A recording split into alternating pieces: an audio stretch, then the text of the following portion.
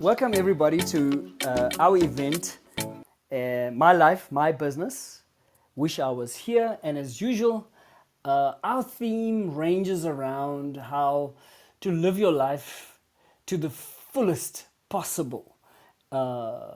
Meaning that you're so fully engaged with your life that the journey of life is really traveled with joy. So anyway, it is my pleasure to welcome Shanaaz, and Shanaaz is going to lead us through a topic. I'm not going to give it away in my introduction. I kind of guess what she will use, or she might surprise us. Who knows? But whatever it is, it's going to be informative as well as entertaining. Over to you, Shanaaz. Hi, Jacques. So thank you for the opportunity and kind of following on from the sporting metaphor that we had in or the discussion of the Springboks that we had. And I was supposed to engage in that discussion and kind of was waiting on you. Was waiting on you to, but anyway, I'll kind of have my turn this afternoon to discuss what are the lessons that we can learn from the Springboks and their victory, but more so on there's a narrative methodology that I've used once before, and it was very successful, and it can be used very successfully also with groups of young people. And I'm going to be talking about it's called the team of life, and we are talking about our lives, and the whole the platform, the podcast is supposed to be about how can we enjoy our life more, whether that's in our personal lives and whether that's in our work life. And so I think if I can start off with talking a bit about what I think the Springboks, and there's been a discussion about it. I mean, what they've achieved, which the politicians could not achieve in our country. And Jacques, you can come in here and interrupt me. So I'm going to tell you that from the start, so that you do not wait for me to finish off. Please feel free to interrupt me.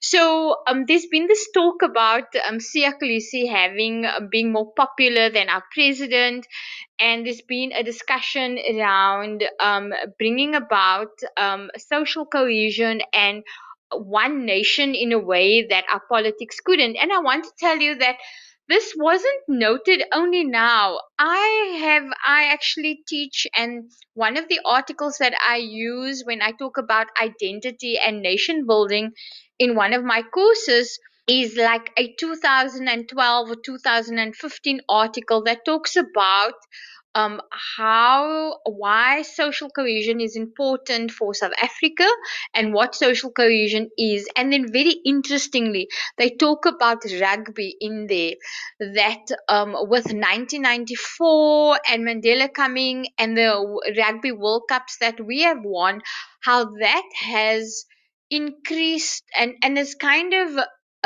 addressed some of the differences and division that we've had in our society. So, firstly, social cohesion, in a sense, is what am I talking about?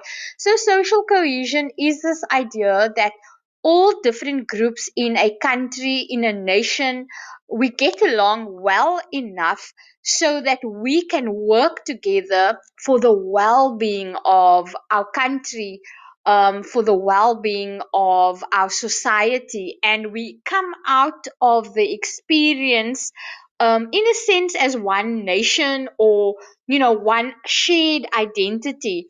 And one of the reasons why that is so important is that there's several studies that show that when a country or when a group, and I mean it's I think it's a typical, or we can think of it logically and say yes, that absolutely makes sense. But I think the complexity of trying to get a group of people, even in a team, thinking and working together is very challenging. So you can imagine that within a country, how challenging that is. So the idea then is that why is it important, why is this so significant that the rugby was able to do this? And the reason why it's so important is that when we come together like this, we can better address our social issues as well as our economic issues that we have, because you can imagine, when we are unified in that way and we have one goal and purpose, we just work together so much easier, and we are actually able to achieve what we actually want to achieve in a better way and quicker as well. So there's a lot of motivation then, in terms of why we need to come together, why we need social cohesion. And when you kind of look at this, it involves, because social cohesion involves supporting and sharing of resources and knowledge. Everyone comes out here a winner, and we are actually empowered. And I think that there is no better way, better metaphor, when I see how the Springboks played together. When I see that, how they came together as a team to really achieve uh, um, the big success that they have, but also to overcome massive challenges that they had. And that is the idea, is that actually when we are a socially cohesive country or nation, when we have a shared identity with shared goals, where we are working together for the well-being of each other, then we can actually overcome many of the challenges that we experience in our country. So that is really the motivation for why social cohesion is important. And surprisingly, it is actually written in in our constitution. It's part of a lots of government. The Department of Culture and Sport and Culture has actually been given this initiative to create. It's part of the plan. It's part of the national. Interestingly, it's part of our national plan, social cohesion, yet we often don't think about it. And so it is really important, just because of what can be achieved when we come together. So I found a study, which now this is the interesting part. I found a study where they asked different racial groups how, whether they think we could ever emerge as one nation with, sort of one identity, varied, but we can have social cohesion. And sadly, 40% of the country, 47% of the country does not believe, they doubt whether we can. And I think that this is something maybe in our organizations, in our personal lives, we need to work on. So what I've often had discussions in my class with is, the how many of us have friends from a different racial group, for example, and you actually find that we tend to stay within our own immediate friendship circle, and or maybe it's a Cape Town thing, but we don't extend it. And so I just wanted to kind of put it out there before I start looking at the team of life technique. We can call it a technique. That social cohesion is so important, and I think that there are lots of lessons that we can learn from the Springboks, and I'm sure that many of them are gonna write books and come and speak to us, speak to different organizations about how they addressed it. And so when I think of some of the obstacles, then I can see how sport and the Springboks, in a sense, have addressed some of this. Some of the obstacles to achieving social cohesion, for example, us working together to the well-being of each other, is inequality, is a lack of resources. Particularly in South Africa, it's about a lack of resources. We experience such a extremes of in inequality. We are one of the most unequal countries in the world, and so it's about addressing that. And I think what Rasif, for example, has done, I've heard that and when you hear Sia Khaleesi talk, he talks about having as a young boy and being 18 or 19 years old with I think it was Stephen Kitsoff and Itzebeth, and how they were played the Stormers together. And Rassi kind of groomed them so from a young age already. So I think what is really important was that it seems like Rassi really kind of went out of his way to groom young people, regardless, and saw the potential of young people regardless of their background, but also supported them in a way so that they can reach the the quality of playing that they are now. And so I think that we then do need to think about when we are working in teams, or even in our own families, for example. I sometimes think we forget that sometimes even within our own families, if our family was a team, for example, who has access to resources and who doesn't have access to resources, who has more say than one person, and who has more, who's the quiet one. And just because you're the quiet one or the loud one or the assertive one doesn't mean that you need to speak all the time. And so how do we understand power kind of within our team, whether it's a team that you work for in your employment, or whether you regard, if you think of your family as a team. So so it's about sometimes addressing all of these challenges, because they are barriers that prevent us as a country from working together.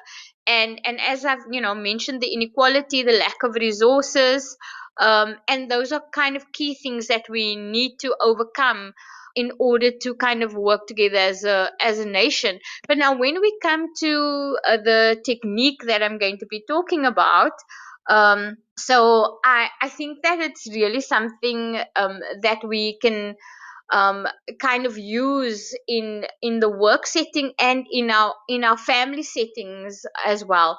And so, if your family is a team, or if you are working with someone, I'd like you to think about who makes up some of the team members of your life.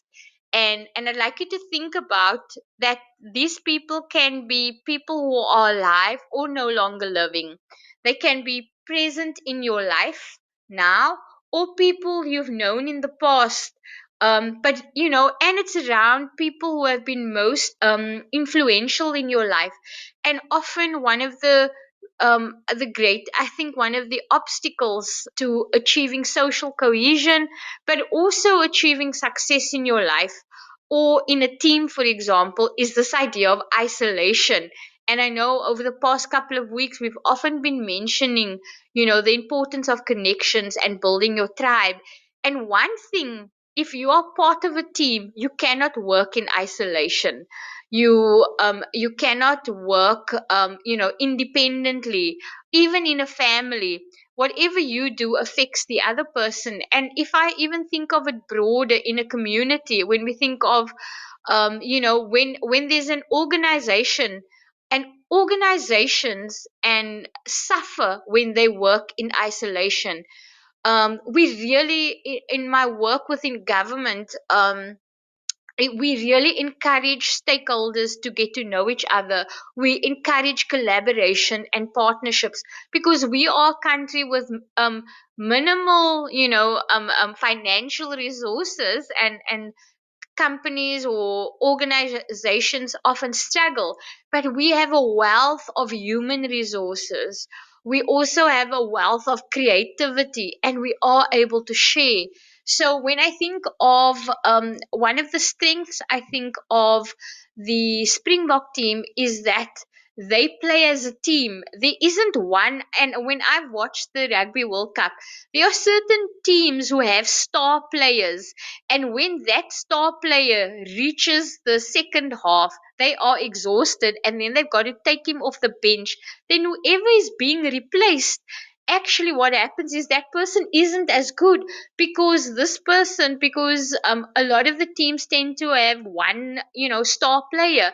So I think that maybe you cannot, when you're thinking of your team in your company that you work for, or your family, it is really important that we work together as a team, and that everyone is supported and everyone is as strong as the next person. Because like I said, your team member, second half, go into the second half, they're going to struggle. And the person that you're going to replace them with needs to be as strong, because we saw what happened in the World Cup is that they actually struggled. The teams who did not have good replacements really struggled. So, who makes up some of your team in your life? When you think of your team of life, who makes up part of your team? You can't also rely on yourself. You need others to replace you, when you need your family to help you when you are struggling. So, the next question that I'd like you to think about, and when you think of your team of life, it's a narrative methodology by the Dulwich Center. And the idea is that when you're working with, say, with a group of people or staff or even an individual, that you get them to think of their favorite sporting team, and whether we think of rugby or whether we think of soccer, they're very, the similarities. And so if we're thinking of soccer, for example, who is your goalkeeper? And the goalkeeper in your life, who is the goalkeeper in your life? Who is the defense in your life? The person who looks out for you, the person who guards your goals. Do you have someone in your life who knows that this is the goal that you want to achieve in a year's time or currently? And do they help you watch over your goals, just like a goalkeeper in a sense? And are they reliable? I think that often we have goals that we want to achieve in our life, but we don't think about, who's looking out for me, who is supporting me in my goal. Do I have a goalkeeper? So I'd like you to kind of think about that. Um, then another question that I'd like you to think about is, who is your coach in your team of life? And this could be someone, you could have more than one even. This could be someone who you've learned a lot of things from. It could be someone that could be alive or may not be alive. And think about, what are the things that you have actually learned from them. What are the things that they taught you? And how do you, maybe you've forgotten about the things that they've taught you, or how do you put that into practice now? So think about, who is your coach? um, and then another really interesting thing when I think of the rugby is, what is your home ground? So, where do you feel most at home? And if we think of France, you actually saw that they had the home ground advantage, and they used it in many of their games. So, where do you, and I often like to think about, with who do you feel most at home with? Where do you feel most at home with? So, because sometimes it, obviously you need to feel at home in your own home, because your own home is a safe space, but maybe there are other people also outside who make you feel at home.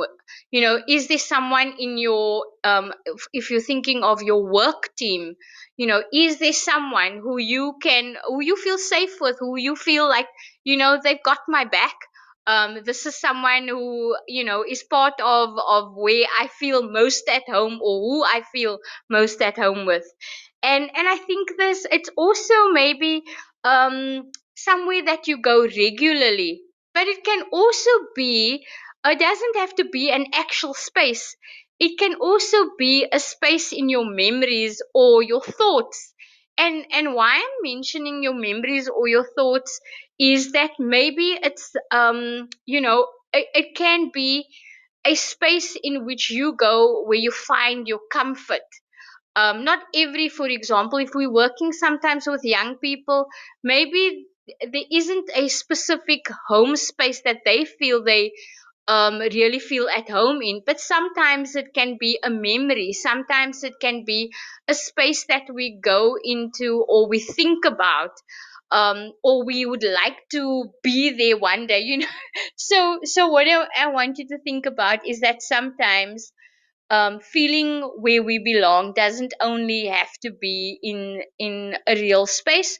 I've worked with some challenging young people with in challenging circumstances who maybe don't live with their parents, and they needed to they created a space for them where they can feel at home. So, do you need to create a space for you where you feel you belong and you feel at home? And yeah, so think a bit about that.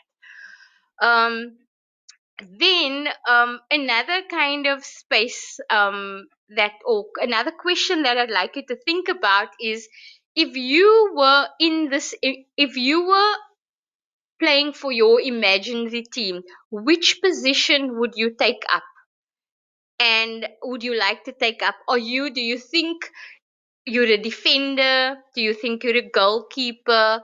What position do you play when you think of yourself in your family or in your team?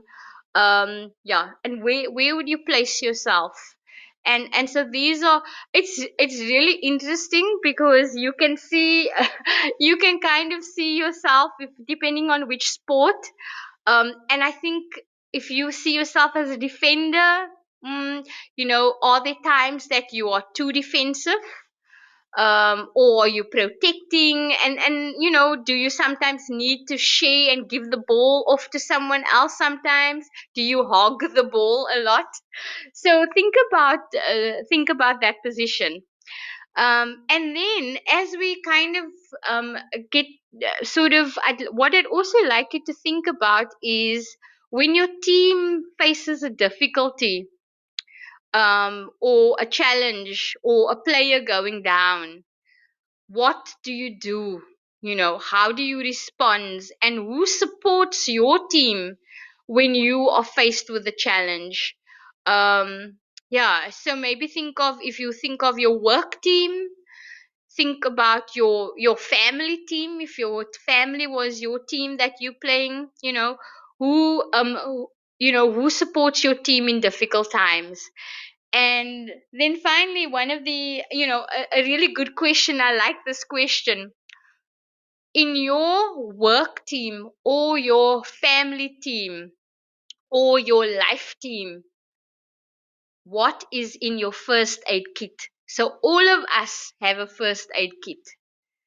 And I'd like you to think a bit about what could be in your first aid kit that will help you through the injuries and the difficult times, or the times when you've got to sit out a bit because you've really badly injured yourself.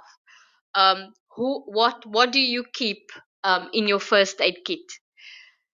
um, and then, kind of as we kind of come near to the end, who are your fans? Both quiet fans and those who are vocal. Because some of us have quiet fans that we don't think often about. And sometimes we may not always hear them, but they may be there when you think of the Springboks and how they came and did their victory tour. Like, I'm sure that some of the Springboks didn't realize that they had such a following. For example, when they came through Langa here, and they came through one of the on the Cape Flats. So sometimes our fans can actually be quiet, and we can have vocal fans as well. And then, as I'm nearing the end, I'd like you to also think about, how do you celebrate your successes? What I find in my work with young people and with adults, that we often don't think about how we celebrate our success. And so this is like, when I think of the dances when the Springboks won, and how the screaming and the shouting was going on in where I was watching it with my sister them. and the screaming and shouting that took place, you know. And when we saw those pictures around the world, and how do you celebrate your success?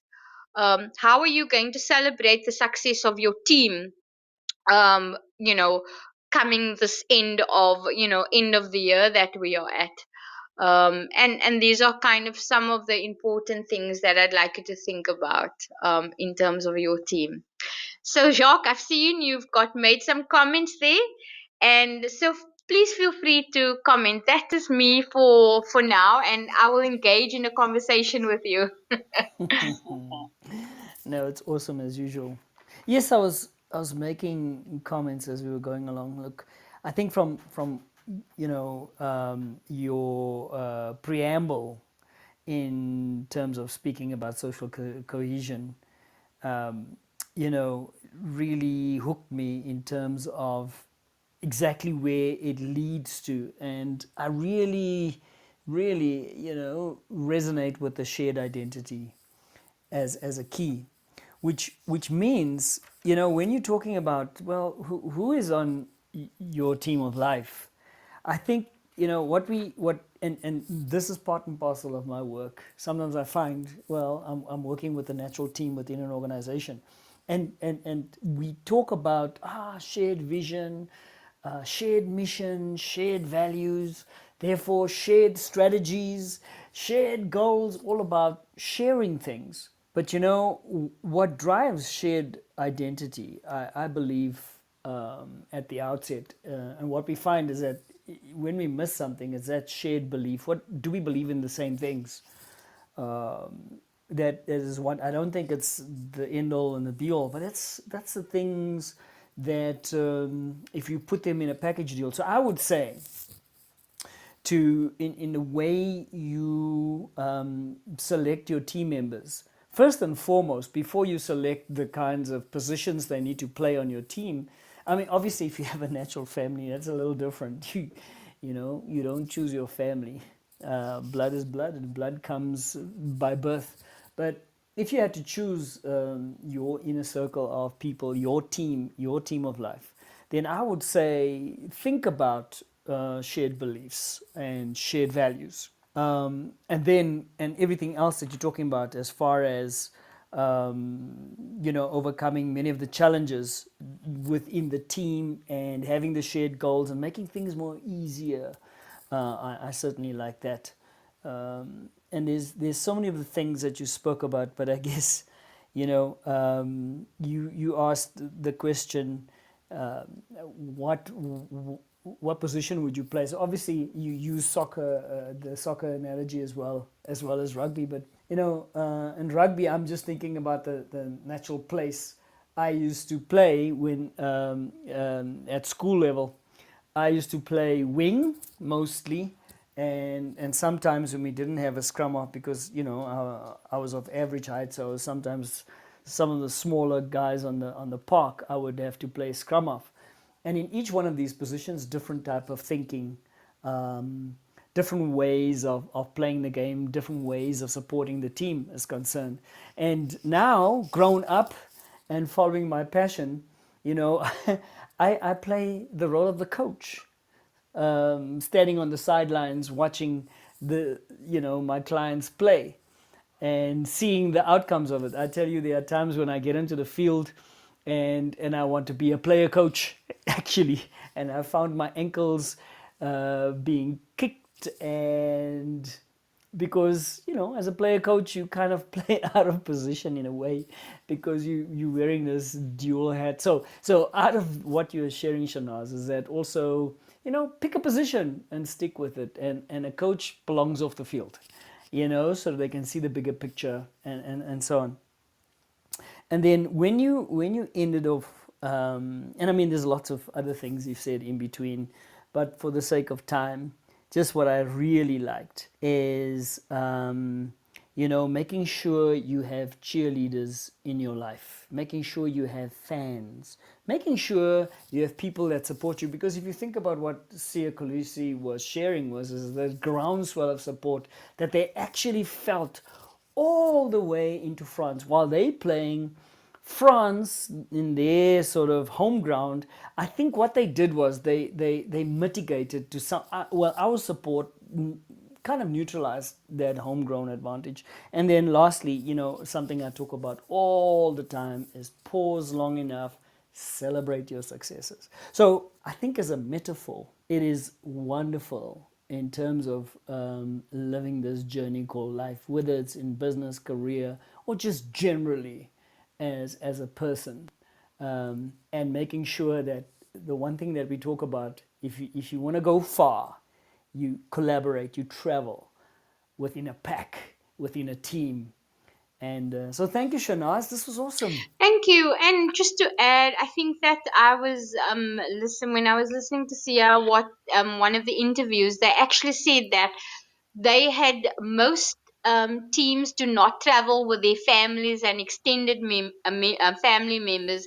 And what Rassi actually did was they arranged for the family to travel with them so that the team is reminded of who they are playing for and that they are comfortable and that they have what they need. So Rassi, so that idea of the home ground advantage that you were thinking, that you mentioned, but also that your important fans were actually with you, and Yeah. that your important fans then, when you think of your life and you think of your work, that you need to keep the important fans in your life.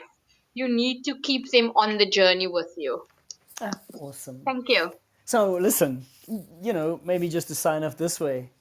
Hey, I love the fact that you and I are playing on a team. I don't know what we call this team, but it feels like we're playing on a team. Yay! Sorry, that was sounding Awesome. very uncertain, but yay! That's more like We need to practice a bit more, but yes, yeah. yay! Excellent. Okay.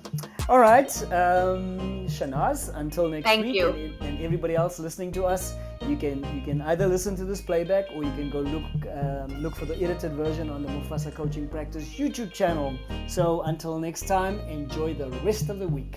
Bye. Bye for now.